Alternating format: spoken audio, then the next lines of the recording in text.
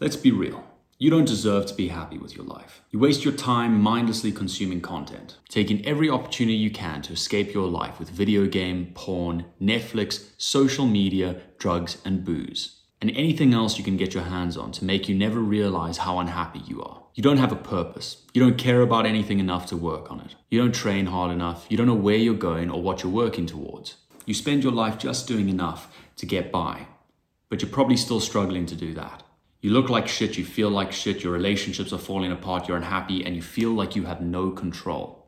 And deep down, you know you have to change, but you keep running away from it by retreating into whatever mindless escapism tool you can possibly find. But yet you see people online, on social media, telling you that you don't need to change, telling you that it's normal to feel this way, that everybody does at some point or another. They say we should normalize this and normalize that, and that it's okay to be weak. They show that their lives also have the same miserable moments that yours do, and you're just a normal person. But let's be real. Do you want to be a normal person?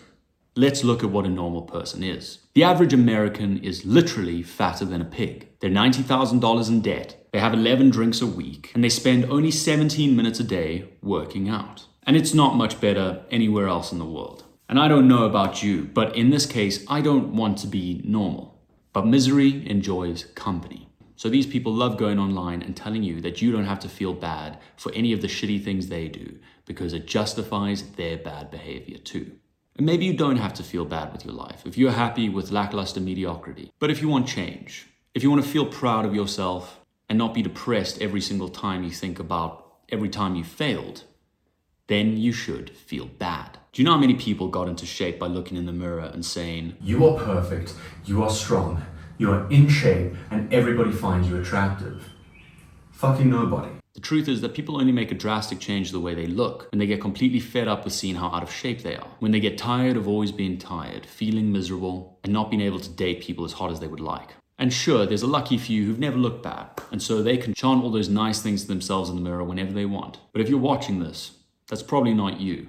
And it's not me either. I and most people who've drastically changed their bodies have done so because they hate the way they look. It was because of an absurd inbuilt insecurity. I was embarrassed about how I looked, and I didn't feel like I was good enough. And after a lot of discipline, almost entirely driven by that absurd insecurity, did I manage to change my body. It was only after I worked out meticulously, ate food I didn't like until I wanted to throw up, that I reached a point where I was finally happy with the way I looked. I still want to improve, but my motivations are more about growth, not running away from my insecurities. And I could preach to people that are currently in the position that I was in, that they should just be happy with the way they look, and they should just feel good and not compare themselves to anyone else. But it wouldn't be applicable, because that's not what I use to become motivated. Being confident about where I am and just enjoying the process works for me now. But that came after years of being driven by negative emotion, which ultimately led to some degree of self-confidence. But self-confidence doesn't come from telling yourself how great you are.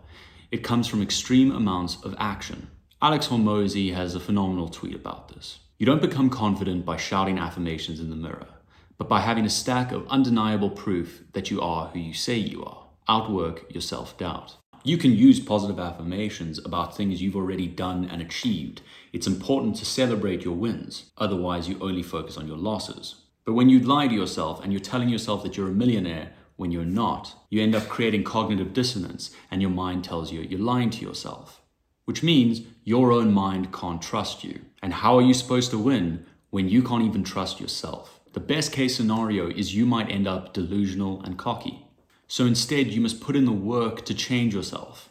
And if all you've got is negative emotion, then that's what you need to use. This goes for business people or anyone who's seen any form of success in their life.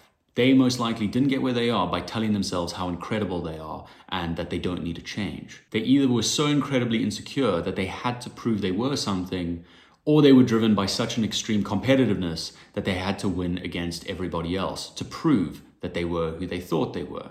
But either way, the emotions behind their success were ultimately unhealthy. Elon Musk didn't become the man he is today because he had an incredibly supportive, loving family, or he was a popular, very cool guy in school. In reality, he had an incredibly unkind, cruel father. He was a social outcast who was bullied and tormented by his peers in school. But he used those negative emotions and his incredible intelligence to build winning products and winning businesses one after another until he became the man he is today. If he constantly felt as though he or the world was perfect the way it is, he wouldn't bother to change anything. And that's why self-love content is complete garbage if you actually want to change your life. Sure, you may be overly mean and overly negative to yourself, but if your situation is actually bad, you should use that as a fuel to actually change. But if you're in a bad situation and you should be unhappy, and all you do is consume content about how you're perfect and you should be happy with everything in your life, you're never going to change and you're going to be stuck in that situation for the rest of your life. You must be tired of the situation you're in so that you can use that as a springboard to jump to something new. Otherwise, you'll never make change. How many years have you set New Year's resolutions, hoping to completely change your life? And within just 2 weeks of the new year, you've completely given up. You've completely abandoned your aspirations and have just returned to who you were before. But you must examine your life and realize how bad it truly is so that you can ensure you actually change. There is a concept known as the region-based paradox. It's a phenomenon where people can sometimes recover quicker from more distressing situations than lesser ones, and that difficult events create better outcomes over time. Chris Williamson often speaks about this. Region beta paradox, right? So the region beta paradox, imagine that if you were to go a mile or less, you would walk it, and if you were to go more than a mile, you would drive it. Paradoxically, you would go 2 miles quicker than you would go 1 mile. So that means that sometimes worse situations can be better than better situations. An example of the region-based paradox would be someone who has a really shitty job that they hate, where their boss is abusive, they don't earn enough to even live, they have to travel too far. They're more likely to leave that job and find a better job than someone who's in a kind of shitty job with a bit of a mean boss, but he's okay, where they earn just enough to get by, and they have to travel a while, but not so much that it's a massive headache. Ironically, the person in the worst situation will ultimately end up in a better situation overall than the person in the kind of bad situation, because they were forced to make a change. So waiting for something positive to happen in your life in order for change to occur is a waste of time. The nature of life is there are often far more negative things for us to use as fuel to change than there are positive ones. And if you have a positive goal in mind to move towards, that's great, but you can also use negative fuel to get you there. If you were on a desert island with all the food and water you could possibly need, and off in the horizon, kind of far away, you saw another island, and you know it's covered in treasure and it has a ship that can get you back to civilization as soon as possible. You may be motivated to build a raft and get there pretty soon, but you're comfortable enough that you don't have to rush because that ship and that treasure isn't going anywhere. But if the island you were on had cannibals who were chasing after you to come eat you, you would more likely build that raft to get off the island a lot quicker than you would if you didn't have that situation.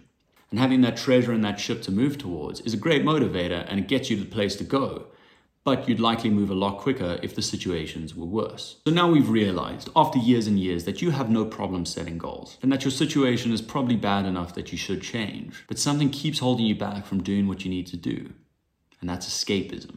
The thing stopping you from getting into shape, achieving your goals, and changing your life is the things you do when you start to feel bad. It's TikTok, Instagram, video games, Netflix, reality TV, porn, drugs, or whatever. And it's a vicious cycle that we all fall prey to at some time or another. Tell me if this sounds familiar.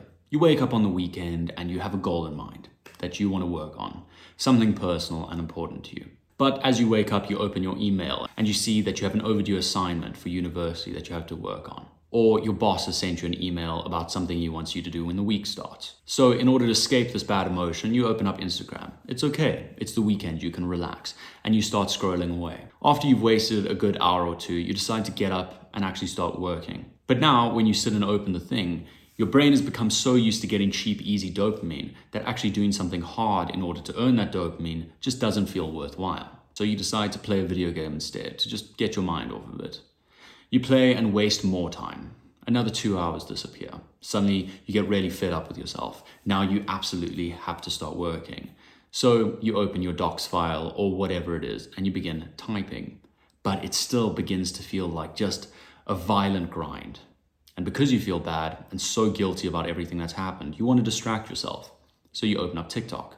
And eventually, after scrolling and the sun goes down, you decide you want something to wind down for the day. So you have a drink, light up a bowl, or do something to take your mind off of the fact that you were undisciplined and you wasted your time. And so the day goes by and nothing happened, nothing changed, and all you had was good intentions, and that's your enemy.